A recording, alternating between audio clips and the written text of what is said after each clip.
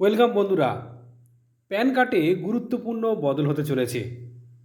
আজকের ভিডিওতে প্রত্যেক সরকারি কর্মচারী, শিক্ষক বা আগামী দিনের চাকরি প্রার্থীদের জন্য অত্যন্ত গুরুত্বপূর্ণ। চাকরিতে জয়েনিং থেকে শুরু করে ইনকাম ট্যাক্স রিটার্ন ফাইল করা সব জায়গাতে প্যান কার্ড কতটা জরুরি তা আমরা সবাই জানি।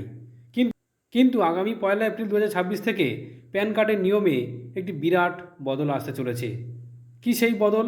চলুন বিস্তারিত জেনে নিই। নিয়মে কি বলা হয়েছে, নিয়মে কি বদল আসছে।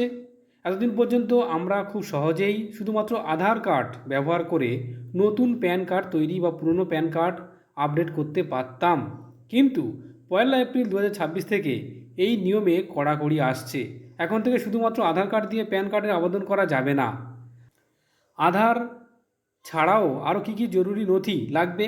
নতুন নিয়ম অনুযায়ী জন্ম তারিখের সঠিক প্রমাণের জন্য আধার কার্ডের পাশাপাশি অতিরিক্ত একটি সাপোর্টিং ডকুমেন্ট জমা দেওয়া বাধ্যতামূলক করা হয়েছে। এই ডকুমেন্টগুলোর মধ্যে যেগুলো একটি আপনার লাগবে সেটি হলো জন্ম শংসাপত্র বা birth certificate, voter ID card, এছাড়া মাধ্যমিক বা সমতুল্য পরীক্ষার পাশের সার্টিফিকেট, এছাড়া পাসপোর্ট বা ড্রাইভিং লাইসেন্স। এখন আমাদের কি করণীয়? যাদের এখনও প্যান কার্ড নেই বা প্যান কার্ডে নামের বানান বা অন্য কোনো ভুল সংশোধন করা বাকি আছে, তারা দেরি না করে আগামী 31 মার্চ 2026-এর মধ্যে আবেদন সেরে ফেলুন।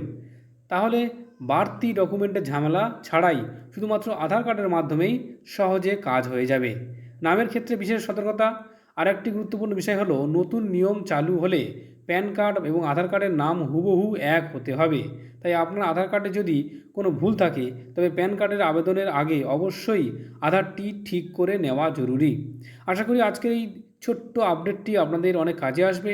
ভিডিওটি ইনফরমেটিভ মনে হলে অবশ্যই লাইক করুন, শেয়ার করুন এবং অবশ্যই চ্যানেলটিকে সাবস্ক্রাইব করুন। ধন্যবাদ।